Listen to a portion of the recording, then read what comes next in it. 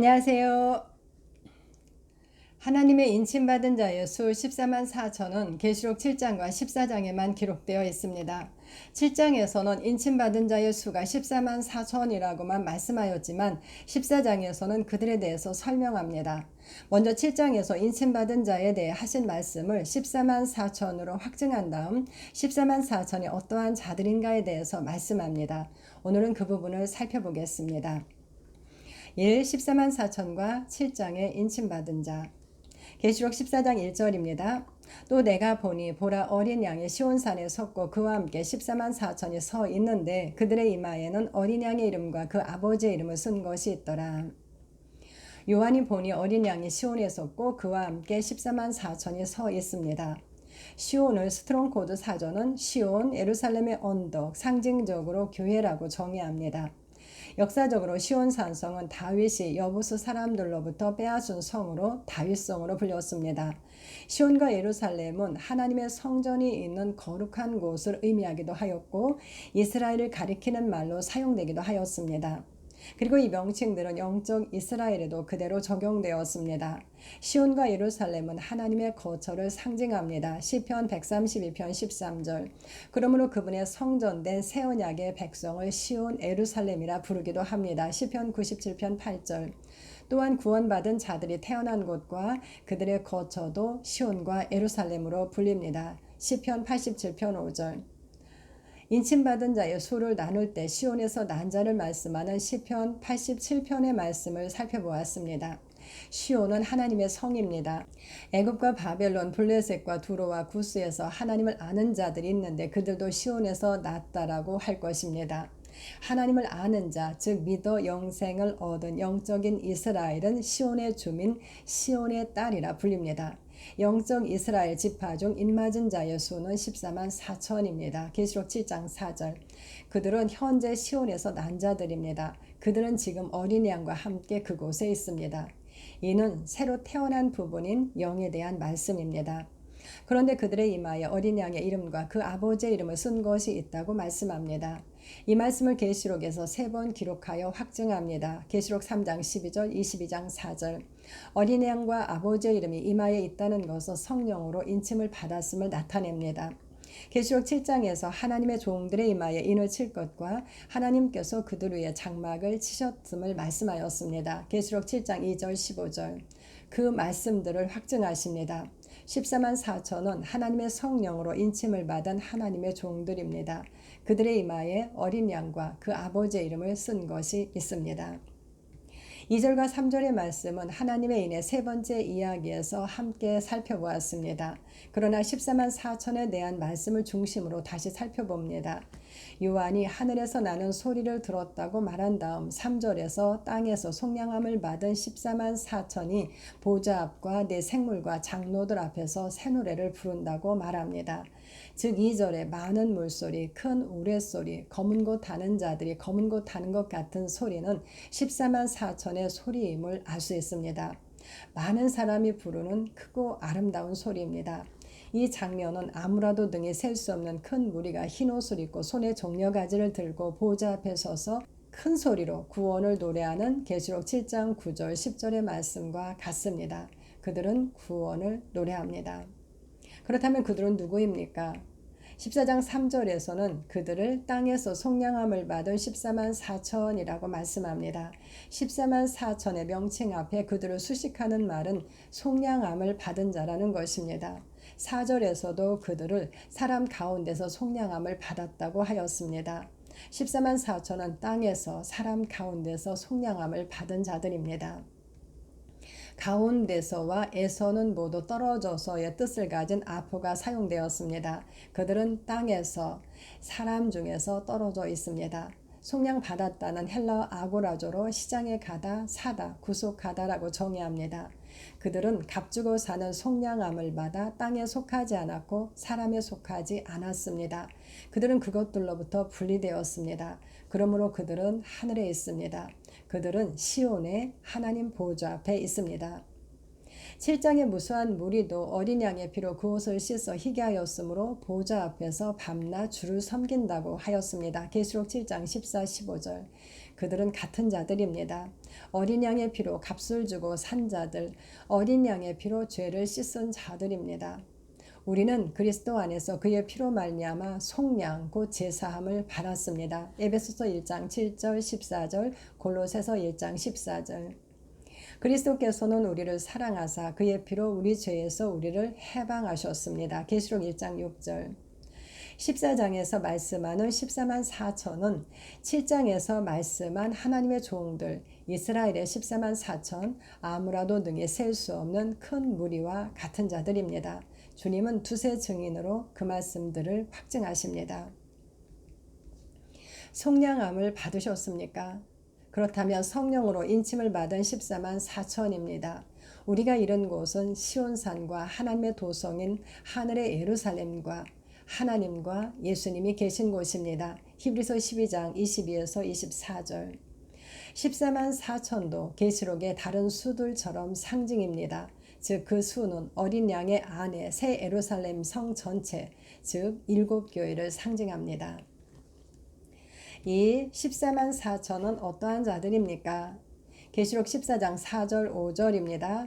이 사람들은 여자와 더불어 더럽히지 아니하고 순결한 자라 어린 양이 어디로 인도하든지 따라가는 자며 사람 가운데에서 속량함을 받아 처음 익은 열매로 하나님과 어린 양에게 속한 자들이니 그 입에 거짓말이 없고 흠이 없는 자들이더라. 이 사람들은 즉 속량함을 받은 14만 4천입니다. 그들은 어떠합니까? 앞에서 우리가 속량함을 받은 14만 4천이라고 하였습니다. 하나님의 영이 거하는 자는 더 이상 육신에 있지 않고 영에 있습니다. 로마서 8장 9절. 즉 하나님의 인침을 받은 자들은 영이 본질이 되었습니다. 그러므로 여기서 말씀하는 내용들은 인침받은 자의 영, 즉 본질에 대한 말씀입니다. 우리는 그리스도 안에서 존재합니다. 그렇게 그리스도 안에서 존재하는 14만 4천, 그리스도 안에 있는 나의 모습입니다. 하나님께서 보시는 나이기도 합니다. 나는 누구입니까? 하나씩 살펴보겠습니다. 1. 이 사람들은 여자와 더불어 더럽히지 아니하고 순결한 자라. 14만 4천은 여자와 더불어 더럽히지 않은 순결한 자라고 말씀합니다. 여자는 누구입니까? 음녀 바벨론입니다. 순결한 자와 음녀는 하나님과의 관계에 대한 말씀입니다. 순결한 자는 예루살렘으로 불리고 음녀는 바벨론으로 불립니다. 주님은 자칭 선지자라 하는 여자 이세벨과 더불어 간음하지 않고 남아있는 자들에 대해 소위 사탄의 깊은 것을 알지 못하는 자들이라고 말씀하셨습니다. 계시록 2장 24절. 아는 것은 연합을 상징합니다. 사탄의 깊은 것을 안다는 것은 사탄과의 연합을 의미합니다. 영생은 하나님과 그가 보내신 자 예수 그리스도를 아는 것, 즉 연합입니다. 요한복음 17장 3절. 사람은 오직 두 부류입니다. 하나님과 연합된 자와 마귀와 연합된 자입니다. 즉 하나님의 성전과 사탄의 회당입니다. 하나님께서 말씀하십니다. 보라 새 것이 되었도다. 고린도후서 5장 17절. 우리는 사탄과 연합되었던 이전 것은 지나간 새로운 피조물입니다. 우리는 여자와 더불어 더럽히지 아니한 순결한 자입니다. 이 어린 양이 어디로 인도하든지 따라가는 자며 요한복음 10장 27절입니다. 내 양은 내 음성을 들으며 나는 그들을 알며 그들은 나를 따르느니라. 계시록 19장 14절입니다. 하늘에 있는 군대들이 희고 깨끗한 세마포 옷을 입고 백마를 타고 그를 따르더라. 어린 양은 포도나무이시고 교회는 가지입니다. 어린 양은 목자이시고 교회는 양입니다. 어린 양은 머리이시고 교회는 몸입니다. 어린 양은 신랑이시고 교회는 신부입니다. 처음 계시된 인자 같은 이는 7 금조대 사이를 거니셨고 7 뼈를 오른손에 붙잡고 계셨습니다. 어린 양과 교회는 분리될 수 없습니다. 그리스도와 연합되어 함께 죽고 함께 살아난 교회는 그리스도와 함께 공생합니다. 로마서 6장 8절. 14만 4천은 우리는 어린 양이 어디로 인도하든지 따라가는 자들입니다. 3. 사람 가운데에서 속량함을 받아 처음 익은 열매로 하나님과 어린 양에게 속한 자들이니. 속량함을 받았음은 앞절에서 살펴보았습니다. 그들은 어린 양의 피로 땅에서 사람 가운데에서 산 자들입니다. 그 결과 어떻게 됐습니까? 그들은 처음 익은 열매로 하나님과 어린 양에게 속한 자들입니다. 처음 익은 열매는 헬라어 아파르게가 사용되었습니다. 아파르게는 아포와 출발하다의 뜻을 가진 아르코마이의 합성어로 첫 열매라고 정의합니다. 이 단어는 성경에서 예수님에 대해 3번, 성도들에 대해 3번 사용되었습니다. 예수님에 대해 사용된 예는 잠자는 자들의 첫 열매 고린도전서 15장 20절, 첫 열매인 그리스도 고린도전서 15장 23절, 성령의 처음 익은 열매 로마서 8장 23절로 사용되었습니다. 예수님은 잠자는 자들로부터 처음 부활하신 성령의 첫 열매이십니다. 주님은 죽은 자 가운데서 먼저 나신 분이십니다. 골로새서 1장 18절. 성도에 대해서 말씀하는 첫 열매를 살펴보겠습니다. 야고보서 1장 18절입니다. 그가 그 피조물 중에 우리로 한 첫 열매가 되게 하시려고 자기의 뜻을 따라 진리의 말씀으로 우리를 낳으셨느니라. 하나님은 그분의 뜻을 따라 진리의 말씀으로 우리를 낳으셔서 피조물 중에 우리로 첫 열매가 되게 하셨다고 말씀합니다. 우리는 피조물 중에 첫 열매입니다. 피조물도 썩어지며 종로로 탄 데서 해방되어 하나님의 자녀들의 영광의 자유에 이르는 날을 기다리고 있습니다. 로마서 8장 21절. 다음은 데살로니가 후서 2장 13절입니다. 하나님이 처음부터 너희를 택하사 성령의 거룩하게 하심과 진리를 믿음으로 구원을 받게 하심이니. 이 말씀은 처음부터 그들을 택했다고 번역함으로 예정을 나타내는 말씀처럼 들립니다. 그러나 처음부터는 아파르게가 사용되었습니다. 그러므로 이 말씀은 하나님이 너희를 첫 열매로 택하사로 번역하여야 합니다. 하나님은 처음 익은 열매로 데살로니가에 그들을 택하셨습니다. 우리도 동일합니다. 우리는 첫 열매로 하나님께서 택하신 자들입니다. 그리고 3번째 사용은 계시록 본구절 사람 가운데에서 속량함을 받아 처음 익은 열매로 하나님과 어린 양에게 속한 자들이라는 말씀입니다. 그들은 사람 가운데서 속량함을 받아 처음 익은 열매로 하나님과 어린 양에게 속하였습니다. 하나님과 어린 양에게 속하였다는 말씀도 속량의 결과입니다. 고린도전서 6장 19, 20절입니다. 너희 몸은 너희가 하나님께로부터 받은 바 너희 가운데 계신 성령의 전인 줄을 알지 못하느냐. 너희는 너희 자신의 것이 아니라 값으로 산 것이 되었으니 그런즉 너희 몸으로 하나님께 영광을 돌리라. 우리는 우리의 것이 아니라고 말씀합니다. 어린 양의 피로 사서 하나님께 드려진 하나님의 것, 즉 하나님의 지성소입니다. 이사야 43장 1절입니다. 내가 너를 구속하였고 내가 너를 지명하여 불렀나니 너는 내 것이라. 하나님께서 구속하셨고 지명하여 부르셨으므로 하나님의 것이라고 말씀합니다. 구속하였고는 히브리어 가알이 사용되었습니다. 이 단어는 법에 따라 무르는 것, 즉 돈을 주고 대신 대사는 것을 의미합니다.